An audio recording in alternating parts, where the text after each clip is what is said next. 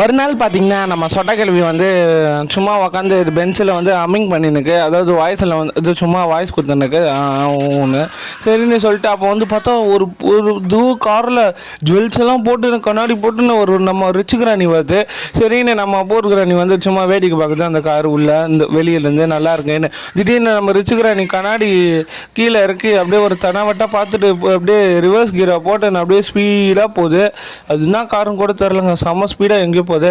சரின்னு நம்ம ஊருக்கு அன்றைக்கி ஒன்றுமே புரியல, என்னடா இது நடக்குதுன்னு. சரின்னு அது தலையை சொஞ்சிட்டு அப்படியே போயிடுது.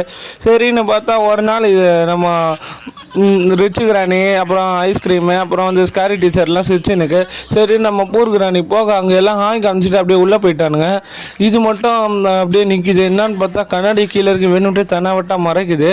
நீ எதுக்கு இங்கே வந்து அதுக்கு பதிலாக நம்ம பூர் கிராணியும் மறைக்குது அப்படியே. சரின்னு சொல்லிட்டு இங்கே பார்த்தா இவங்க ஏதோ பார்ட்டி வைக்கிறாங்க போல். எல்லாமே பர்கர் இருந்து எல்லாம் இருக்குது. நம்ம கிழவிக்கு எவ்வளோ பசின்னு தெரில, ரொம்ப நாள் கழிச்சு சாப்பிட்டு போல் செமையாக சாப்பிட்டுன்னு இருக்கா. திடீர்னு வந்து நம்ம ரிச்சுக்கிராணி ஏதோ ஒன்று கையெல்லாம் மடக்கி சொடக்கெல்லாம் போட்டு ஏதோ பந்துங்க, ஏதோ அந்த ஜூஸு அது இதுன்னு ஏதோ கொட்டுது.